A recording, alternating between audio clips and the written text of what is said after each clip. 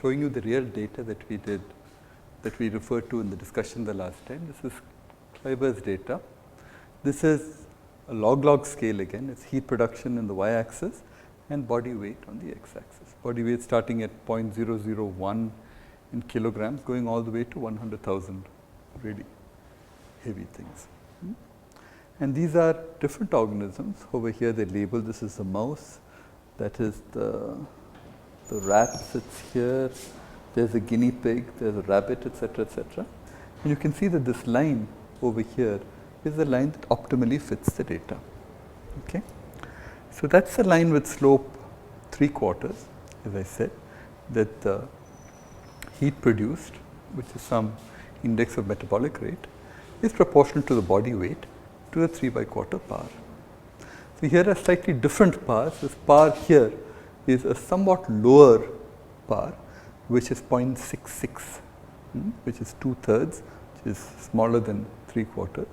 And this corresponds to saying that, look, if all of the energy has to be released through your surface, then the rough way in which an object of more or less constant density, if its length scale is L, its total volume is L cubed, and its surface is L squared. Okay, so relationship, if all of this energy was to be lost mainly through the surface, and therefore the surface should dominate the scaling, you would expect it to go as a lower curve here, which it doesn't. So 3/4 admits no simple explanation at that level, but it's still a very striking feature of the real data. And here is slightly more detailed data, starting with elephant here, cow, boar, etc., going all the way to mouse. And again, this is sort of similar range on the x-axis in terms of weight in kgs. So this is Kleiber's law, that the y-axis, which is metabolic rate, is proportional to the mass to the power 3/4. And this is actually very impressive. You can see that it fits this line very well over a very large range in this axis and in this axis. Okay. The y-axis is metabolic rate. It isn't not given here. It's metabolic rate in watts for mammals and birds plotted on a log coordinate versus the body mass. Is it the same as the technical units BMR? It is related to BMR, but I have to find out what the exact definition is in terms of the relationship, but I don't know it offhand. So here, let's go back to the discussion yesterday, which is of what do you mean by typical scales in biology and where do they come from. And here is an axis, like the axis that I drew on the board, of size in meters. And so most of the larger things that we considered were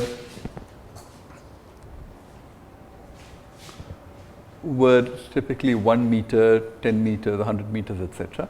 But this is the smaller end of that scale, which we again drew. So mammalian cells which adhere to a substrate sit around here. So this is a log scale. This is 10 to the power minus 5, 10 to the power minus 4. Somewhere around 10 to the power minus 5 or so is adherent mammalian cells. Over here, somewhat bigger than 10 to the power minus 6 meters is budding yeast. E. coli sits almost precisely at a micron. So that's a good way of defining a micron internally for you. As I said, the light microscope resolution stops at about half a micron, so that's midway here. The HIV virus sits here. Little vesicles that transport cargo within the cell sit here. This is 10 to the power minus 7, a little less than 10 to the power minus 7. The ribosome, where you synthesize protein, sits here. The thickness of the membrane is about a few tens of nanometers, so that's another scale here.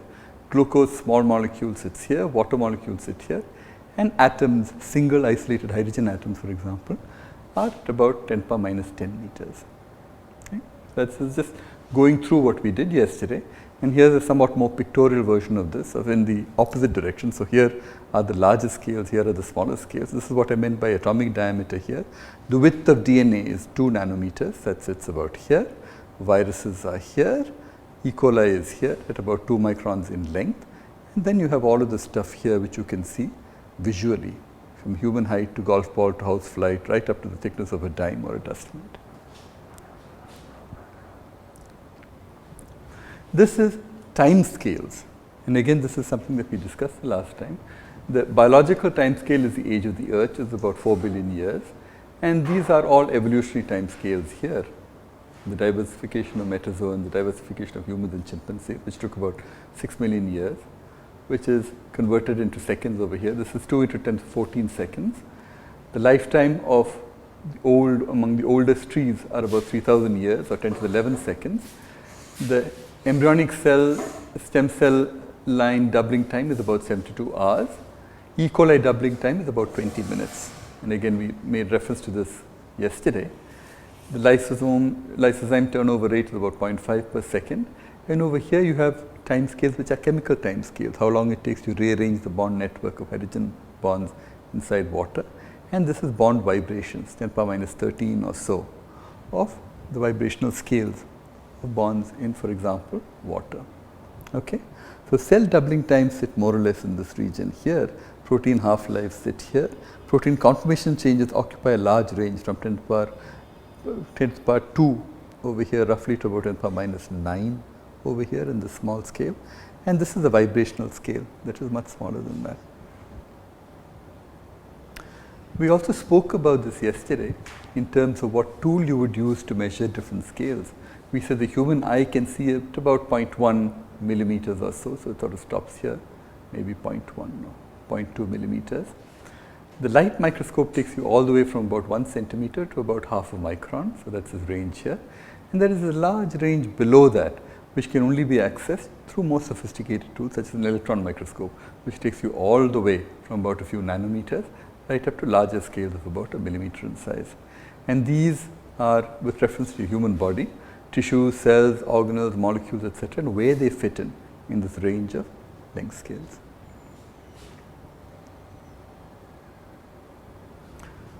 We refer to quick estimates that we could make for individual amino acids and how much they weighed in terms of Dalton.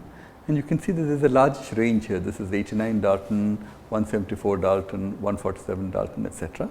All of which more or less goes to justify this rough guess that if I was thinking about some hypothetical averaged amino acid, it would be about 100 Dalton.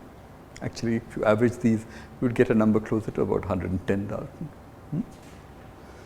And a typical protein would be about 30 kilodalton in size, made of about 300 amino acids. And that comes here. Here is a fraction of the set, and here is the size of protein or the length of protein in terms of amino acids. So you can see it has a longish tail. There are very long proteins inside the cell, but the peak here, which is the most probable value of finding a protein, sits more or less at about 300. Okay, so that's again the justification of why we say think of something like an average protein if you want to make estimates for the cell, and that's what we said yesterday. Okay, so remember that we wrote down various approximations. One was for the density, and we said typical densities are about 1 gram per cubic centimeter, which is about the density of water.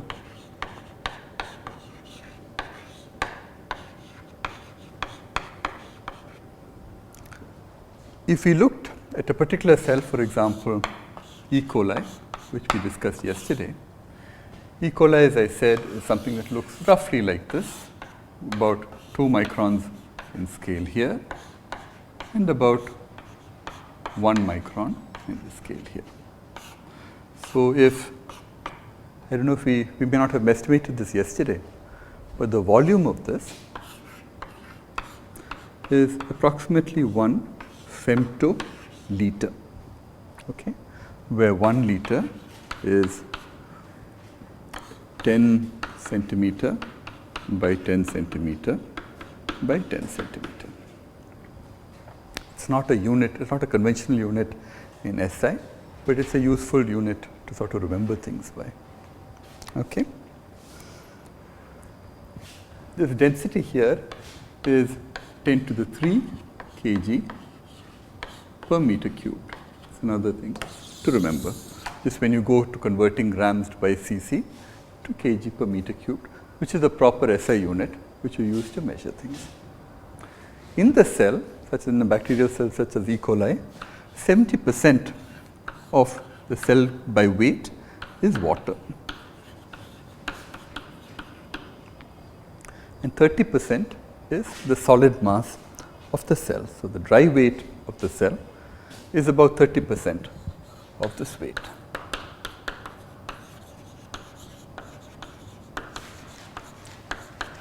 So, more than half of the cell is water.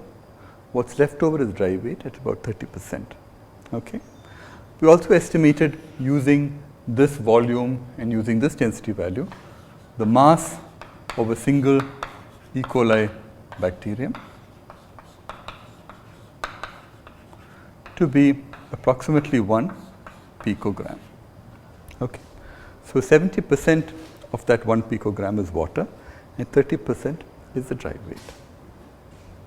Roughly half the dry weight, approximately half the dry weight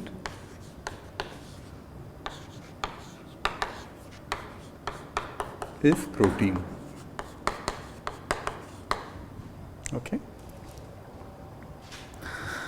So, the protein is approximately 0.15 picogram in weight.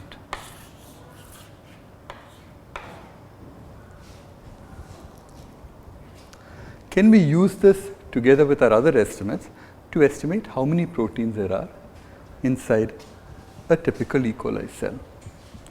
So, remember that the typical protein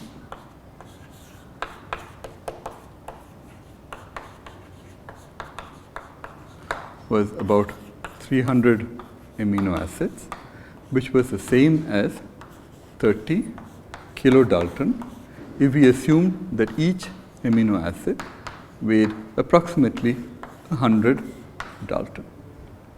So, this is the amount that a typical protein weighs in Dalton. The other conversion factor that we need is 1 Dalton is approximately 1.6 into 10 to the power minus 24 in units of grams. And remember how we did this? We said that look, it's about 1/12 the mass of a carbon atom. We can approximate that, we can ignore the electrons because the electrons are very light, and there's the same number of protons and neutrons. So, it is 6 plus 6, which is 12. So, roughly speaking, it's about the mass of a proton. You can take the mass of the proton and the neutron to be about the same as each other, which means that this is roughly the mass of either of, it's called a nucleon, either a proton or a neutron. And then we estimated this particular value, 1.6 10 to the power minus 19 and 10 to the power minus 24 gram. Okay. So, now let us say that if I take this quantity here, so 30 kilodalton is 30 into 10 to the 3 Dalton. Each Dalton weighs 1.6 into 10 to the power minus 24 grams. If I divide this, if I use this to divide the weight of the protein mass inside the cell, which is 0.15, pico is 10 to the power minus 12 grams. What I have on the right hand side is an estimate for the number of proteins within this approximation. Remember that the graph that we drew was sort of looked like this. This is again a graph true for E. coli. There was a peak here at approximately 300 amino acids, but there was a longish tail. So, all we are saying is just assume for the moment that there's just one type of protein. It's all roughly 300 amino acids in size, and we want to use an estimate like this to say what is the number of such proteins. And the way we do it is we know the protein mass inside the cell, which is 0.15 picogram, because 15% of the 30%, etc., etc. It's half of the 30%, which is 0.15, divided by the mass of one of these things. So, can you just quickly estimate this?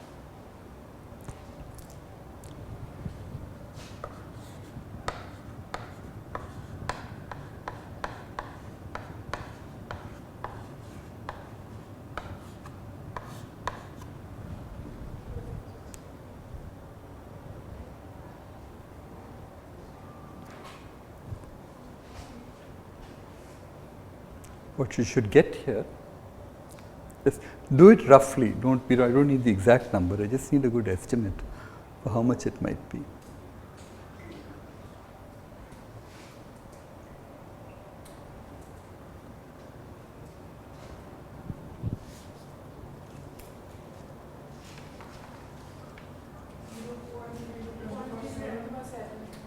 Correct. So what you should get is approximately 10 to the 6 proteins in E. coli, given this very simple-minded way of making an estimate. Okay. So good.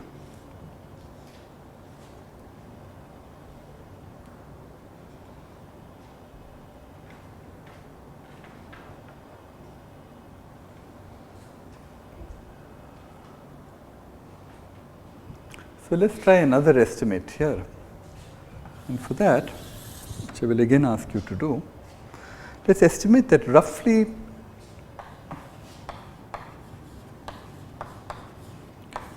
20% of proteins in the cell belong to the ribosome. Ribosomal proteins. So 20% of the proteins are ribosomal proteins. The mass of the ribosome, taken as a whole, is about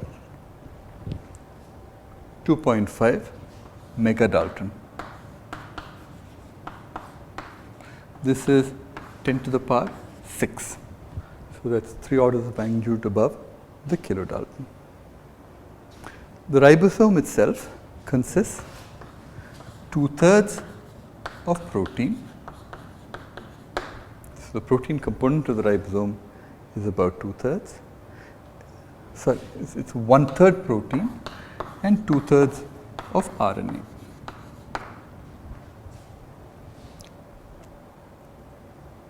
Can I ask, what is the ribosomal protein?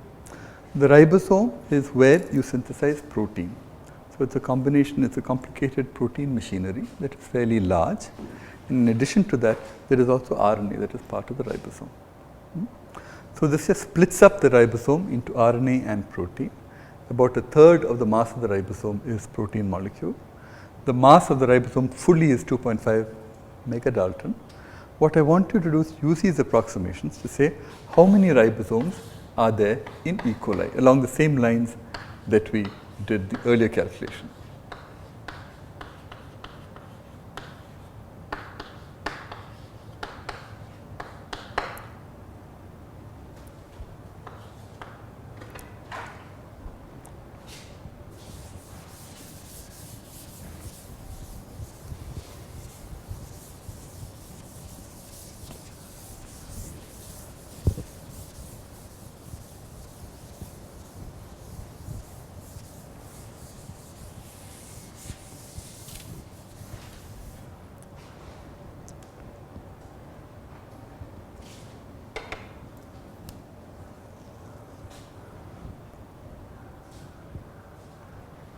So the way you would do it is, you know the mass of the protein component inside the E. coli.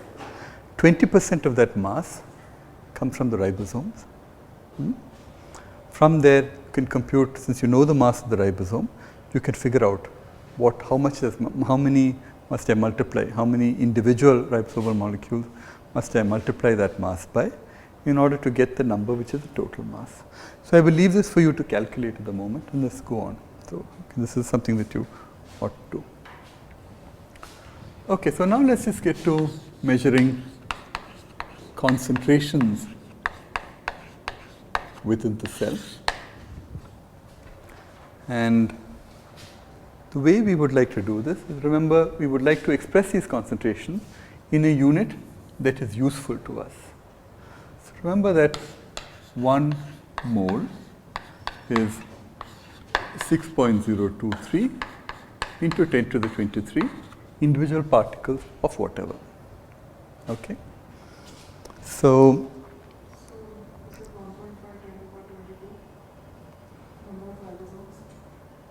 you should get some number which is of order 10 to the 4. 10 to the power 4. Yeah. But we can sort that out as we go along. Okay. So let's take an example of a protein in E. coli of which about 60 copies are present.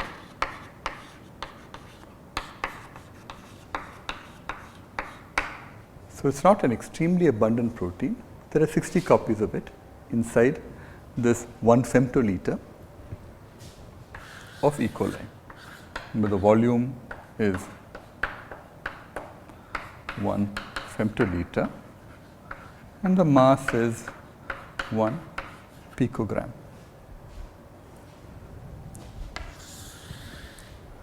So if you ask just about the concentration of this molecule, this would be 60 divided by femtoliters, okay, which is some very small number. If you ask about, let's just say, plain concentration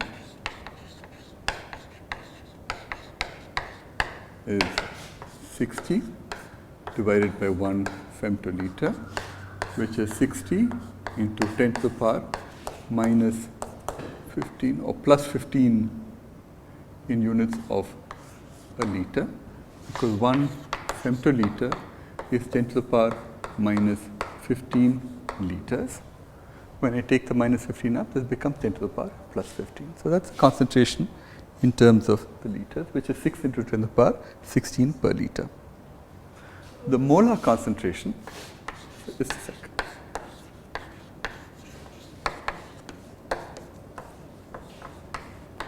If you ask how many moles of this are present, that would be 60 divided by 6.02 into 10 to the 23 into 1 femtoliter, which is 10 to the power minus 15 liters.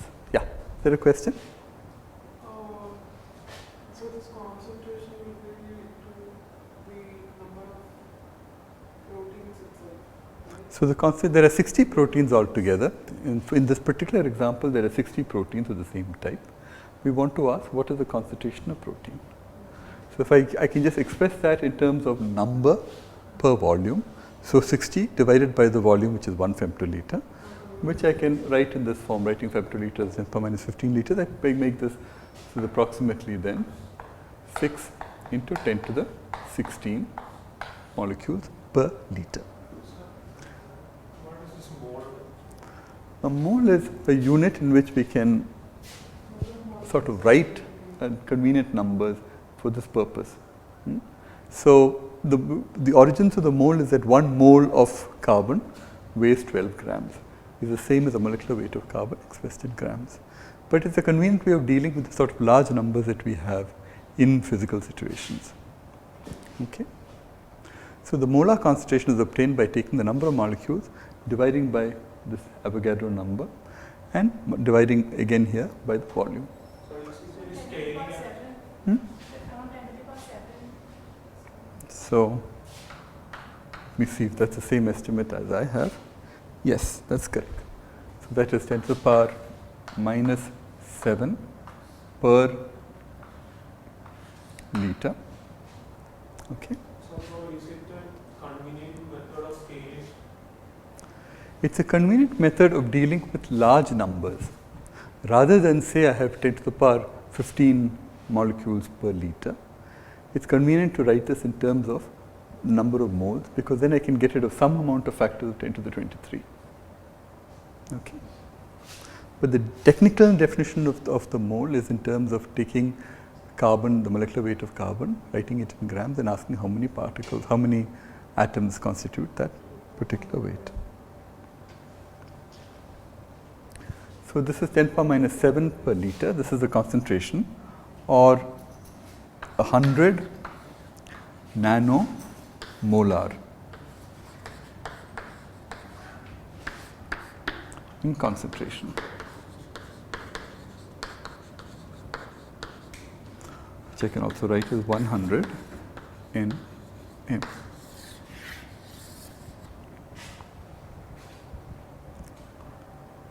So, these numbers are useful as sort of benchmarks of concentrations of components inside the cell. For example, one protein molecule in the volume of E. coli corresponds to a 1 nanomolar concentration.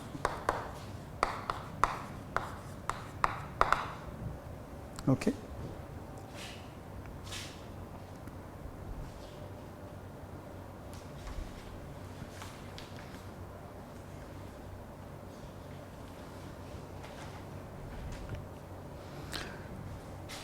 As an example for comparison, if you look at the potassium ion concentration in E. coli, this is much larger. It's about 100 millimolar, which is much larger than the nanomolar concentration at which a single protein molecule might be present inside E. coli.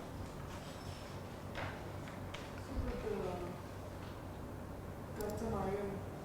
That's right. So, there is a high density of ions inside. So, the interior of the E. coli cell is actually fairly highly charged because of the presence of free ions that move in and out. Okay, so we treat the ions equivalent to proteins is equal to number of entities. No, this is just calculating a concentration for which I just need to know how many entities there are. So, look at the number of ions of K plus and ask if I take that, divide by this 6.0 10 to the 23, that will tell me what is the number of moles. Then to find the concentration, I have to understand how, though that number of moles, what is the volume that I am putting it inside. The volume here is the femtoliter. So we know that one protein molecule is equal to 1 nanomolar. If there is one protein molecule in the volume of E. coli, then that is 1 nanomolar concentration. If I take that one protein molecule and put it in a cell that is 100 times larger, the concentration is correspondingly smaller. So, this is the concentration, this is the way I would think about a useful scale of concentration in the context of E. coli. That if I have only one molecule in this volume of E. coli, that is approximately a 1 nanomolar concentration. So, that is a low concentration in most standards. Okay. So this protein may vary in the E. coli. There are many different types of proteins, and this is just our sample protein that we said. Consider a protein which appears only in one copy. What is the equivalent concentration of that protein? And 1 to 2 copies of a protein has an equivalent concentration of about 1 nanomolar. So, that is just in your head, you should be able to think, oh, if I am told this is the concentration of my particular protein inside E. coli, how many molecules are there? So, the answer is, if there is one molecule, that is a 1 nanomolar concentration. If someone tells you there is a 10 nanomolar concentration, that means there are 10 molecules, and so on from this. Okay, so, now we have discussed various things. We have discussed concentration, we have discussed weights, we have discussed length scales, we have discussed time scales. Let us now discuss, in a sense, among the most important of the things that we need to discuss, which is energy scales.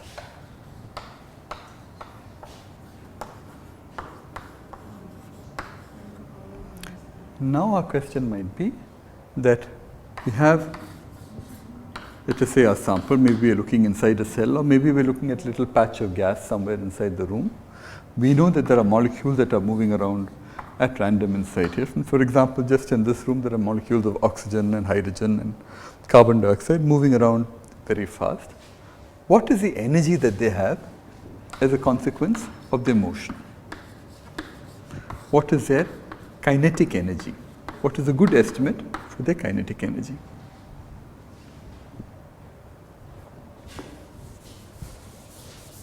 First of all, let us recognize the following, that all molecules inside this room or inside the cell, etc., do not have the same kinetic energy. Instead, they have some distribution of energies and some distribution of velocities. Remember that the expression of the kinetic energy is E kinetic is half m v squared, where v is the velocity of a particular molecule that happens to be moving around from your, what you will remember from basic physics. So the average value, which I denote by putting a bracket of this sort around the energy, is just 1/2 times m times the average value of v squared. Okay? Because the mass is the same, I'm just considering a hydrogen atom, the only thing that can change is velocity.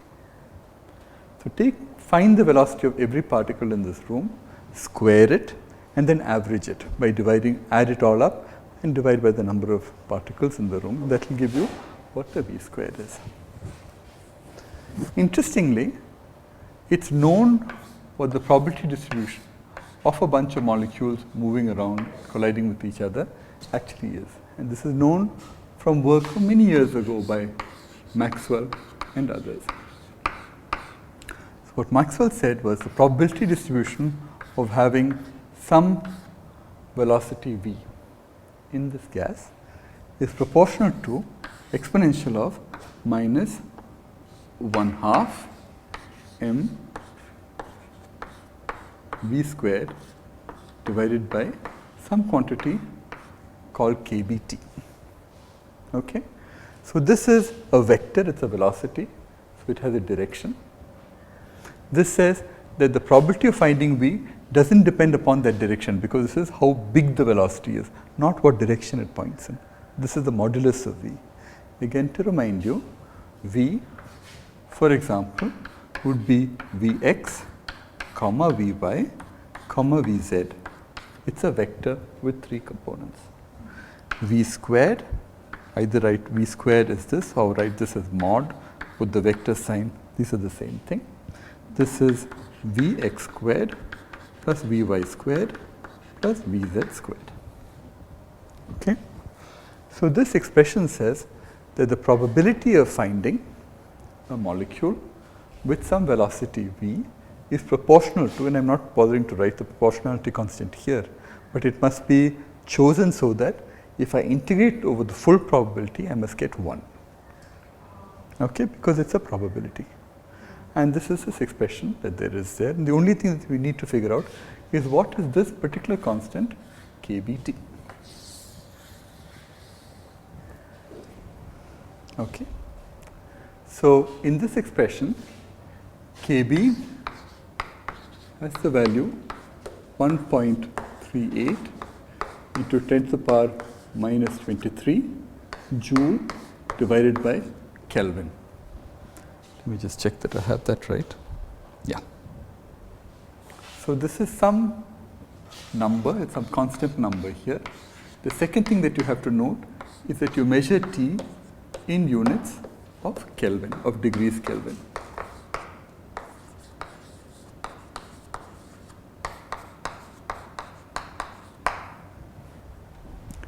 Okay? All right. What this means is that if I sort of imagined sitting on a sphere, so this is my sphere denoting Vx, Vy and Vz, and this curve here is a probability, is in some sense a probability of finding a particular value of Vx, Vy and Vz. So that expression tells you that that must be the same at every point within a shell, because for all of those the distance, remember this distance here is this particular quantity, it's how far, it's like the radius of the sphere. This distance is the same once I tell you which shell, what is the radius of the shell, and all of those have the same velocity and therefore will have the same kinetic energy, okay, which is half m v average squared. Okay, good. So now we want to say, having this information here, what more can we do with it, and what can we do that's very specifically of interest to us. First of all, one thing we can do is immediately simplify this to say P of V is proportional to exponential of 1/2 m minus 1/2 m Vx squared divided by kBt minus 1/2 m Vy squared divided by kBt minus 1/2 m Vz squared divided by kBt. Okay, it's just breaking up the v squared into vx squared plus vy squared plus vz squared. The next step is to remember a few facts about exponentials and integrals. So now, So, we are allowing each of the components to have be at different temperatures, the temperature will be the same. the temperature is the same. So this is a system in thermal equilibrium. So that's very important. So Maxwell devised his distribution for systems which are in thermal equilibrium, which means all these different parts are at the same temperature. Thermal equilibrium doesn't mean that all molecules have the same velocity. It means that the distribution of velocities has a particular form. So there are fast moving particles and slow moving particles, and as they collide with each other, they exchange energy in such a way as to keep the distribution the same. Okay. The next step here is to just look at the value of a particular integral here. And that integral has the form integral minus infinity to infinity dx e to the power minus x squared divided by 2 sigma squared. The normalization here is 1 over square root of 2 pi times sigma. If now I write x squared here, this integral has the value of sigma squared. Okay. So this is an ordinary Gaussian integral normalized for which I want to calculate the second moment. Okay. I can think of this part here, exponential minus x squared by 2 sigma squared divided by square root of 2 pi sigma, as being some probability distribution that is normalized, and I am just calculating the second moment of that probability distribution. Okay. So now with that, I can calculate, I can go back to this and say very good. What this means is I can calculate Vx squared averaged. So, what do you mean by the second moment? The second moment, suppose I have a probability distribution for a quantity p of x. If it's a probability distribution, then the integral of p of x over the full range of whatever I have, p of x must equal 1. The moments of this distribution are, the first moment is dx, so I should put a dx here, dx times x times p of x, and this is known as the mean of the probability distribution, the mean value of x. Similarly, I can calculate integral minus infinity to infinity dx x squared p of x, and this quantity is called the mean value of x squared, or the second moment. Okay. So like this I can calculate in general the nth moment, which is integral minus infinity to infinity dx x to the power n p of x, which is just x to the power n average. By this average I mean I take what is inside here, multiplied by the probability distribution which is normalized, and sum or integrate over all values that this can take, that your quantity x can take. It's like weighting them appropriately according to the probability distribution. Okay. So now, using this particular expression that I wrote down here, we can now go back to this probability distribution that I wrote down here. Instead of v squared, write it in this form, vx squared, vy squared, vz squared. And now I can forget about this, because if I put a vx squared here, it doesn't influence this, it doesn't influence this. These are all separately normalized. Okay.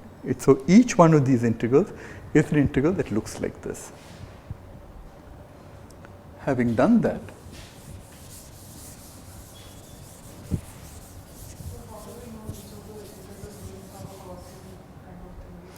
I'm only going to show you this particular example. I'm only talking about this example. Each of these as a distribution, so this is just saying P of Vx, comma Vy, comma Vz is the same as the probability distribution for Vx multiplied by the probability distribution for Vy multiplied by the probability distribution of Vz. And that is because I can write exponential of minus 1/2 mod p squared divided by kBt, as this into this into this, because this is using the properties of the exponential. When you say P of Vx is equal to that, I'm not saying that. I'm saying I'm going to use now this particular result to say things about this. Okay. In particular, the result that I want is, what is Vx squared average? Okay. Now just look at this form. Look at this form here. Okay. You will find that this is just KBT. Because the role of sigma squared here is taken by KBT. I'm just comparing the shape of this with the shape of this. What this looks like with what that looks like. So the normalizing factor. I don't have to worry about that because I've already included in this. Remember that when I wrote this original expression down, I didn't write the normalizing factor, but it's there. And in both cases, it fulfills the same role. If I integrate over all velocities, I should get 1. So if I wrote it down very carefully, I would account for that. But I'm not doing it because I assume it's already there. And the only role of that normalizing factor is to ensure that everything adds to 1. Okay? So now, Vx squared average plus Vy squared average plus Vz squared average is just 3 times KBT.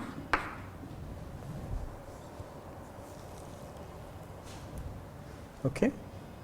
So 1/2 of m times vector V squared average, which is 1/2 times m times the average of Vx squared plus the average of Vy squared plus the average of Vz squared. This is thrice KBT divided by 2.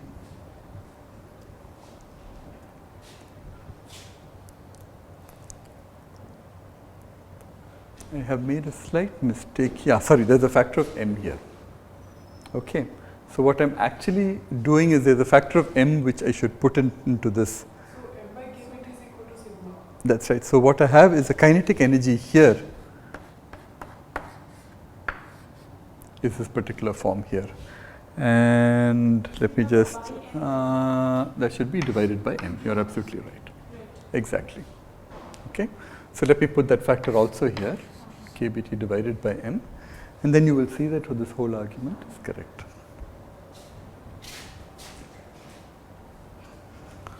So what this finally says is that the average kinetic energy of a molecule in this gas is simply proportional to the temperature. It's 3/2 divided by kBT, where I defined for you what kB was earlier. Okay? So now, Why do you take the second moment of the velocities? because I just wanted to find out what V squared was. I wrote down this expression. I said this is my average energy of a molecule. It's 1/2 times m times the average velocity squared. Then I wrote this as this. Then I said this I can calculate by remembering that particular form, and finally writing everything in this particular form. Okay? So now let us calculate what is this number. What is kB times T? So remember that I should keep the correct set of units. kB is 1.38 into 10 to the power minus 23 joule per Kelvin, and I must multiply this by the temperature that I want to study in Kelvin. So biological phenomena typically happen at about, let's say, 38 or 37 degrees centigrade, which is physiological temperatures. That is given in Kelvin, that is around 300 degrees Kelvin. Approximately, let's just say room temperature is about 27 degrees. Actually, that in that physiological temperatures is 10 degrees more than that at about 37 to 38 degrees. Let's just look at room temperature instead. So this is multiplied by 300 Kelvin. So can you just quickly compute this for me? It's simple enough to do.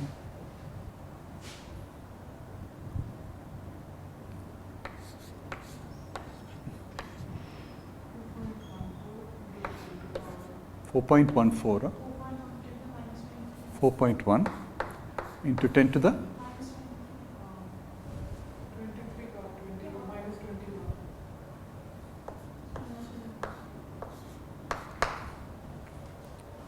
okay.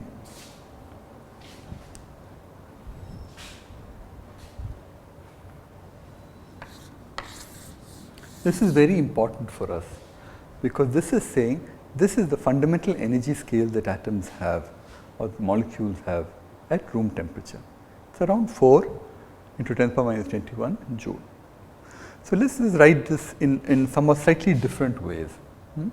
One is 1 joule is Newton into meter. This has the same units because this is the units of the force on the right hand side. Force times displacement is energy. Okay. So instead of Newton, let us write 1 Newton is 10 to the 9,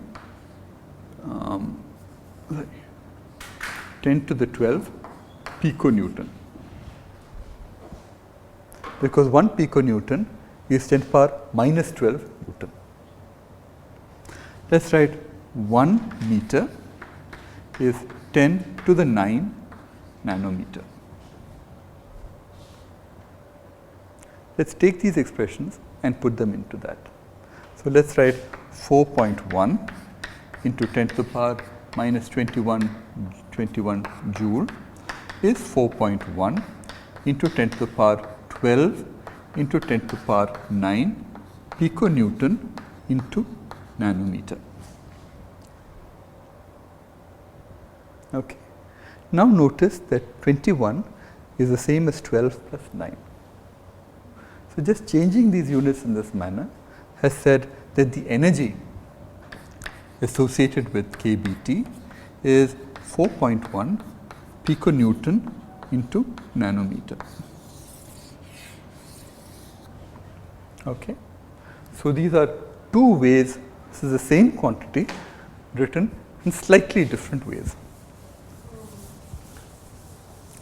The use of this, of writing it in the second form, is that it tells you that whenever you have forces that act over small regions, remember nanometer is a sort of scale of typically of a chemical bond. The amount of those forces is order piconewton. Okay? So it says that if you want forces to, if you want some object to be stable at room temperatures at the nanometer scale, the forces acting upon that object must be smaller than piconewton because otherwise temperature would already be pulling it apart. It must be able to withstand forces of order piconewtons at the nanometer scale, otherwise just regular thermal fluctuation would already tear it apart. And the scale of piconewton nanometers, this is also the scale at which, for example, molecular motors move, the sort of forces exerted by molecular motors are of order piconewtons, maybe 5 piconewtons or 6 piconewtons. So this is a very good estimate for how big forces are and how big energies are inside the environment of the cell. There's one more way of converting, there's one more thing we can convert it to, and that is called an electron volt. An electron volt is also a unit of energy. It's the energy that is picked up by an electron when it is accelerated through a 1 volt chemical, a 1 volt potential difference. Okay? So 1 electron volt is 1.6 into 10 to the power minus 19 joule. So now can you do this conversion quickly? Since you know what 1 kBt is in units of joules, what is the conversion between kBt at room temperature and electron volts?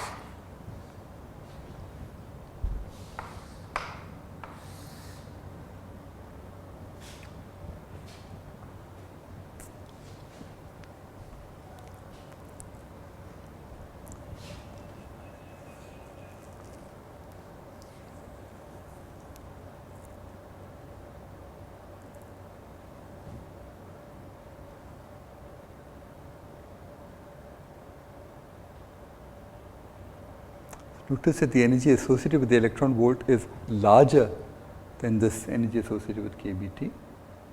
So in terms of electron volts, kBt must be some number that is less than 1. And if you work it out, you will find that kBT corresponding to room temperature is approximately 0.024 electron volt. Have you got that? Some number like that?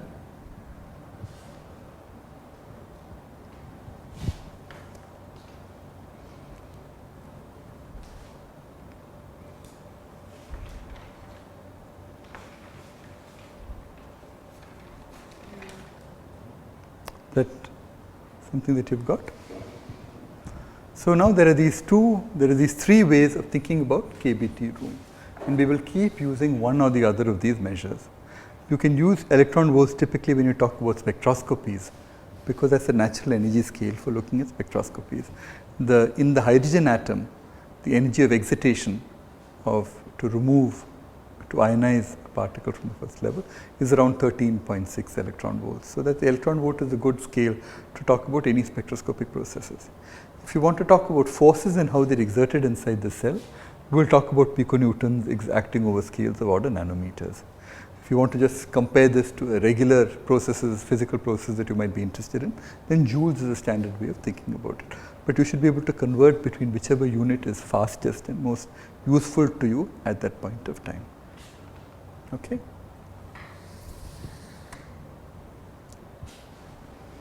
Of course, the other unit is calories, which is preferred by the biochemists, and 1 calorie is the same as something like 4.184 joules. So you can take all of this and convert it back into calories and kilocalories and figure out what the sort of number is that you need from these.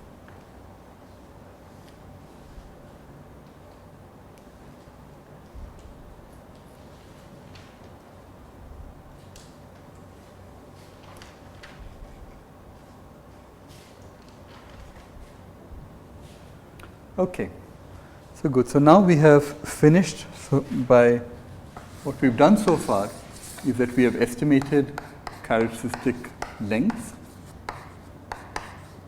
characteristic timescales, characteristic masses and concentrations, and now characteristic energies. And we spent some time doing this because we wanted to be able to estimate various things. So we already gave you some examples right now of how to estimate different quantities inside here, how to convert from one system of units to the other, and so on. So let's go on to a new topic at this point.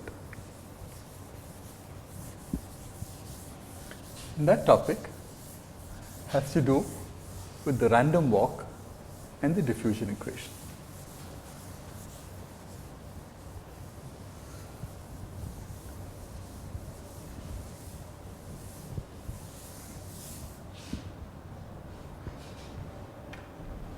Remember that I said that between starting at scales of about 10 to the power minus 5 or 10 to the power minus 6 meters, about 1 micron, right up to scales that were much, much, much smaller than this, to the scale of the atom and smaller, which is 10 to the power minus 10 meters, etc.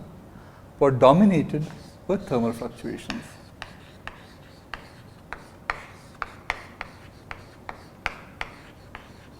I said that all of us experience thermal fluctuations, but we are all too massive and too large for it to make any significant difference to our behavior and to anything that we might do.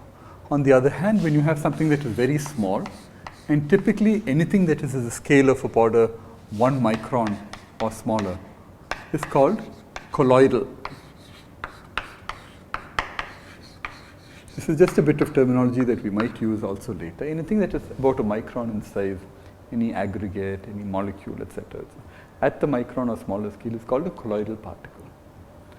So if I think of this one particle and I imagine looking at it under an optical microscope, what I would see is that the trajectory of this particle, I would not be able to see it completely, but I would be able to see where it's moving, is fairly random. And then we asked, why did this happen?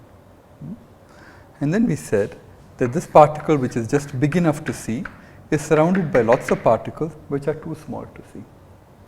all these particles on average have a kinetic energy of kBt 3 by 2 kBt, which we measured there. So as these particles come and hit against this and move away, they give this colloidal particle a bit of energy. Some other particle may take energy from the colloidal particle if the colloidal particle hits them. So this bath of other particles, small particles that are too small to see, the atoms and the molecules in this liquid that is surrounding this particle, is constantly giving and taking away energy to it, hitting it randomly. Okay? This has some very specific consequences. First of all, if I have something like this that's on average being hit the same amount from all directions, on average it won't go anywhere. Okay? So the only way in which you can see behavior like this comes from fluctuations. At any given instant of time, maybe a few more molecules are hitting at it like this than are hitting at it from the top direction. An instant later, maybe a few more are hitting it here as opposed to this side. So it will move here. So it's fluctuations that drive the motion of colloidal particles, or in general anything that is very small. On average, these forces balance out. If I look at a long time and say how many forces was there on the left, how many forces were there on the right, chances are they would be approximately the same. These particles are all having same dimensions. It doesn't matter what the dimensions, provided that it is around a micron or smaller. Once you reach the colloidal scale, all particles, irrespective of what they are subject to the same random forces from their environment. The acting particles can be any, like the same dimensions. They can also be, for example, if you take colloidal particles and surround them by other colloidal particles, then they would also behave the same. The colloidal particle is a sort of slow moving particle. So on its own, it's sort of hard for it to go anywhere. If you just kept a colloidal particle there, typically it will just stay there, or it will slowly sediment downwards. It will not, the only effect is of things hitting it that are too small to see. The colloidal particle itself in equilibrium has an energy of kBt, but it's just that its mass is much larger than the mass of these other objects. So the force that it can transmit, so it's not moving very fast, it's moving relatively slowly. But the most prominent effect of noise comes from the fact that when you take a colloidal particle and put it in a medium that is a fluid medium, like everything in the cell, those molecules which are too small to see keep hitting it at random. They all have energy kBt. This is pushing and pulling it from the side, which is why you get this complicated trajectories of these particles. Okay? So as I said, this is called a Brownian motion.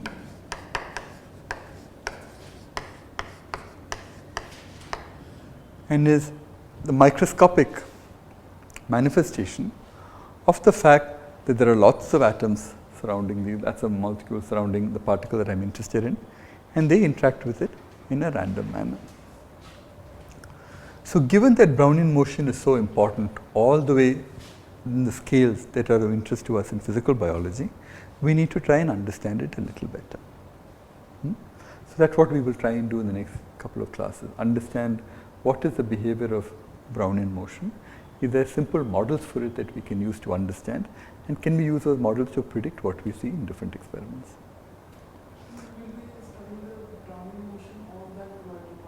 We will study Brownian motion in the context of simple colloidal particles, and then we will use those ideas to make estimates for what might happen inside cells. How efficient is Brownian motion in moving things within cells? Why is it that for large cells it's inefficient, but for small cells it is efficient? How fast? Essentially what we want to do is get an idea for what is the nature of these trajectories, what is the description of these trajectories of these Brownian particles as they move around. Can we say something about them, even though whatever we say can only be probabilistic and not exact? We want to ask what is the probability distribution of finding this Brownian particle at some distance, at some later time, if I know that it started off here at a given time. Okay. So the simplest model for the Brownian motion is what you might call a random walk.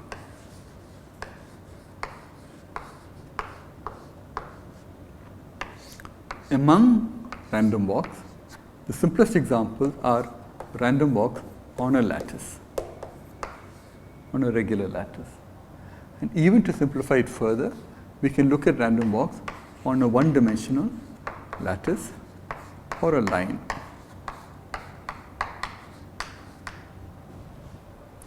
By this I mean the following. This is one dimension. Here I have a bunch of sites which I will label 0, 1, 2, -1, -2, -3 and so on. I want to put in the sort of basic physics that I know to be correct when I think about my colloidal particle. I want to say that on average I am not going anywhere, but with some probability I am going to be kicked a little more from the left, so I might go to the left. On some probability I am going to be a little more to the right, so I will go to the right.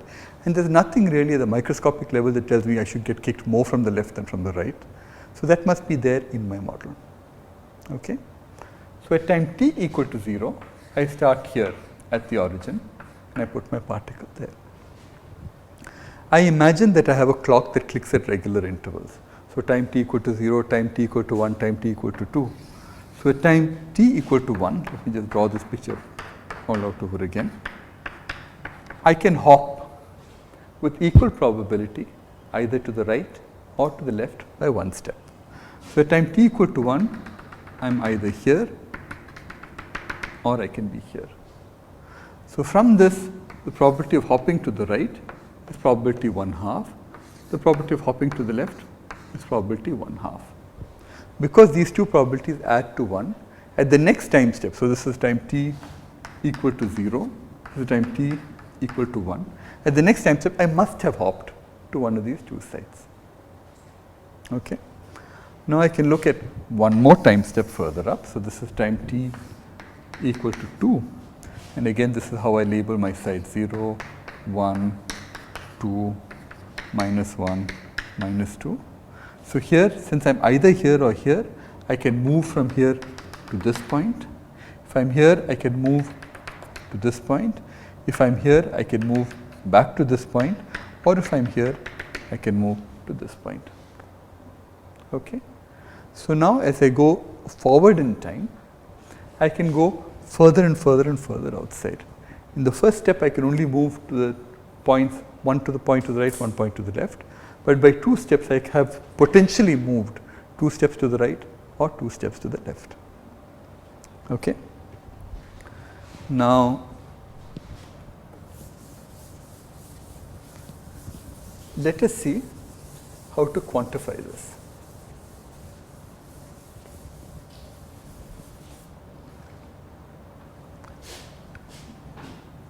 So, at t equal to 0,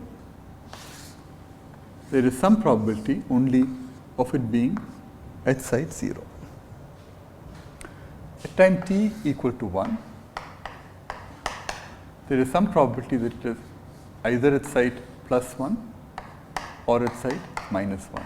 And these two probabilities are the same. With probability 1/2, it's here, probability 1/2, it's there. At time t equal to 2, then I can be at site -2, I can be at site 0, or I can be at site +2, and I can never be at site -1 or +1, just by the rule that I have drawn. So the probability of being here is 1/4, the probability of being here is 1/4, the probability of being here is 1/2. Okay? All right. So now let us try and understand how to generate these different types of walks. Over here, I have not actually gone anywhere. Over here, I can either go to the left by one step, or I can go to the right by one step. When I go here, I have the following sequence. In order to get here, I have 2 left steps. In order to get here, I have a left step followed by a right step, or a right step followed by a left step. To get here, I have 2 right steps. And so I have different probabilities that I will assign to this sequence. Okay? So this way of writing LR, LR, blah, blah, blah, is just saying that any particular configuration of a random walk, I can denote by putting some combination of lefts and rights. And the number of these symbols that I will use is the number of steps. This is one particular configuration of my random walk. Okay? So now how do we generate different configurations of random walks. And how from there do we go to writing down the probability of different classes of random walk configurations.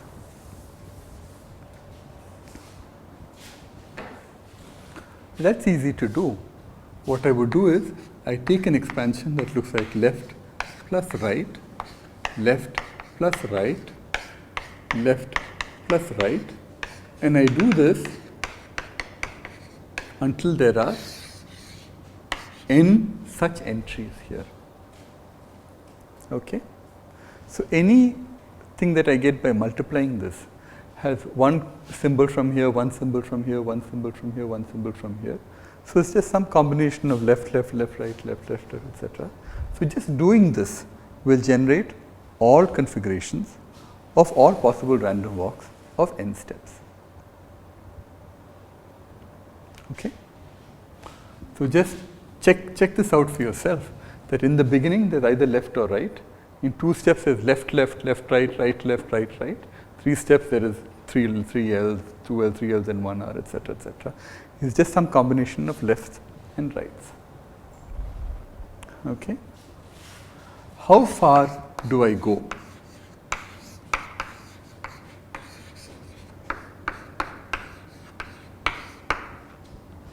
That's easy to see. What I must do is my net displacement is number of steps to the right minus number of steps to the left. So my net displacement in some sequence like this is 4 steps to the right minus 3 steps to the left. So 4 steps to the right minus 3 steps to the left means I have gone to this position here, plus 1. Okay? So now, what is the probability of one particular walk of this type? That's easy to see because I move right or left with equal probability. So the probability of any one of these, of all of these things together must add up to 1, because one of these configurations must actually have been carried out in my walk. So I just put half into half into half into half into half into half into half. This particular walk has probability 1 by half to the 7. In fact, all of these walks have the same probability, because all of them are just obtained by taking halves and multiplying them together a certain number of n times. However, all those walks do not have identical displacements. For example, the displacement in these 2 walks here is either plus 1 or minus 1. Over here, with probability half, there is 0 displacement. I haven't gone anywhere. And with probability 1/4, the displacement of 2 units here and 2 units here. So what we now need to do is to figure out how do we calculate the displacement of the random walk from the information that we've actually provided. So let me just stop here now, and then we'll start the next time with the description of the random walk move and what is our, how to go from there to diffusion, to the diffusion equation, to the diffusion equation with drift, how to think about the partial differential equation that will come up. That's what we'll do the next time.